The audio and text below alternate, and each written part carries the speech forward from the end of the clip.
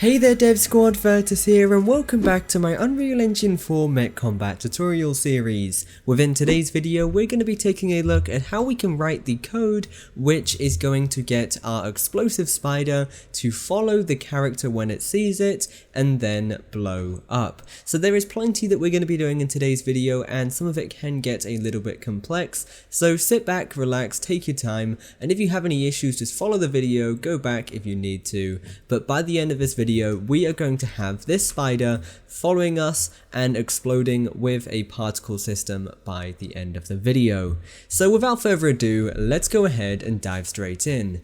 Now before any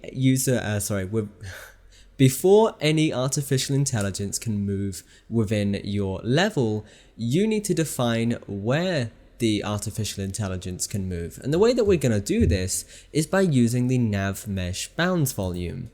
So if we go to our volumes tab on the left hand side, scroll down to the bottom, you need to drag in a Navmesh bounds volume. And what this is going to do is automatically generate paths for our AI based on the objects we've got on our scene.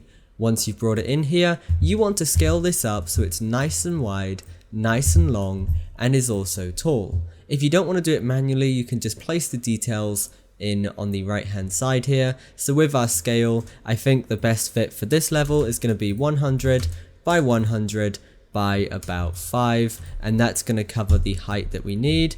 If it doesn't, maybe whack up that Z to about 15 instead, so 100 on the X, 100 on the Y, and 15 on the Z. Now what you should have is your Navmesh all set up and we can start working on our code and getting our spider character to follow the player.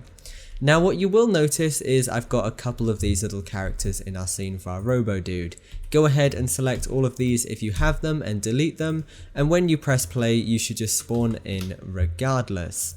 If your player start is within a rock or anything like that, just make sure it's plenty far away from the AI, maybe even within the base. That's probably going to be the best place, and make sure it's not within the AI's reach as well. So with that being done, what we can do now is start writing that code. So open up your blueprint for your spider bomb. What we're going to do once we're in here is we are going to add in a component which is going to allow it to see our pawn being our character. So press the big green add component button in the top left and we are going to search for a pawn sensing volume. Go ahead and add one of these in. Once we've got that, if we hop over to our viewport and hit compile, with this selected you are going to be able to see its peripheral vision and how far it can see essentially. With this selected, in your details panel on the right hand side, set your peripheral vision angle to something about 60 to make it a little bit more realistic, and also make sure see pawns is checked, and then the sight radius. This is going to allow you to determine how far that AI is going to be able to see. So if you want quite a far radius, turn it all the way up. If you want it to be quite short, turn it down a bit. But the number that I'm pretty comfortable with here is 6000. So with that being done, go ahead and hit compile and jump into your event graph. Once you've done this, we can start working on our code. So the bit of code that we're going to do to start with is when the AI first sees a player, we are going to tell it to run up to the player and then arm the explosive on its back, wait a couple of seconds, and then spawn an emitter, triggering an explosion, and then destroying the actor. So first things first, we are going to do onSee pawn. Now if you haven't got this node or you're not able to do it, what you need to do is select your pawn sensing volume, and then with this, in the bottom right hand corner in the details panel, go to events and create an event for onSee pawn. Once you've done this, for the pawn you want to cast to your third person character. So if it sees the third person character, which is the character the player is controlling, then this is when it's going to run and do this code. So as third person character, what we're going to do from here is simply use the AI move to function to move this AI to the location of this character. So first things first, cast to third person character from the execution node, you want to use the AI move to. And what this is going to do is allow you to choose a pawn. The pawn is going to be itself. The destination, or the target actor rather, is going to be the third person character. So hook that up. Acceptance radius, we are going to set this to 5 as it is by default, and stop on overlap should be unchecked. Pawn, you want to set this to itself. So if you just get a reference to self, hook it up and hit compile, that should be all good. So what we should have by now is if we are to go ahead and jump into our game and then run in front of our spider, it is going to start following us, and that is the first part of our code done. Now what you'll notice it didn't do is it didn't actually start playing the animations, and that is because of a bad cast within our animation blueprint. So the way that you want to fix this is go to your Mech combat, go to meshes, AI spider bomb, and then within the bomb animation blueprint, open this up, give it a couple of seconds to load, and then instead of get player character, because it's not a player, use try get pawn owner instead. Hit compile, and then just do the same for our spider underscore core and in BP as well. Get rid of get player character and use try get pawn owner instead. Like I said, player character is only going to work if it's a player character possessing that AI.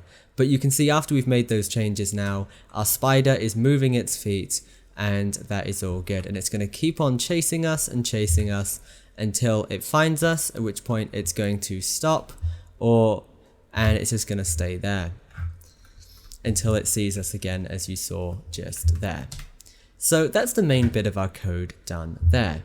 So what we've got to do now is open up this spider bomb character again, and with this, if it successfully moves to that target location, being the character, we are going to tell it to set armed to true.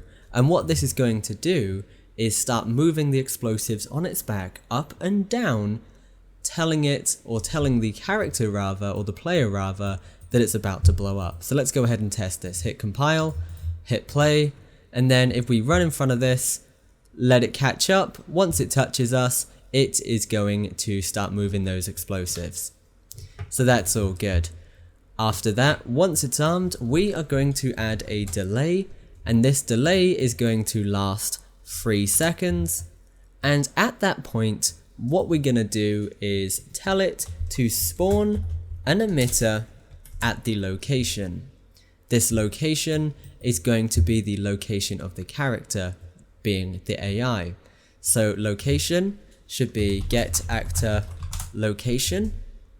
Emitter template should be P explosion. Scale, we're going to set this to 3 so it's nice and big, but if we go ahead and hit compile and hit play, we're going to be able to see what this looks like. So let it run up to us, it's going to arm itself, after a couple of seconds it's going to do the explosion. What we need to do there is afterwards we simply need to destroy the actor, and the actor is going to be itself. If you don't feel like your explosion is big enough, set this to something like 5 instead, and then destroy actor. Hit compile, hit play, and then what we're going to do is test this one last time, let it run up to you, it's armed, it's exploded, and it has disappeared. Now what we haven't done is told it to actually take away any health from the player, but that's something that we'll be doing in the next video. So that is the basics of our AI there. So what I'm going to do is leave it there and move on to the next video. Anyway guys, I hope you have enjoyed it, and hopefully you guys can start to see the AI coming to life. Thanks again for watching guys, stay awesome, keep curating. Your boy Virtus, signing out. This video was made possible by my supporters on Patreon. If you want more videos like this, check out my Patreon page using the link in the description. To stay up to date on new releases, make sure you follow us on social media.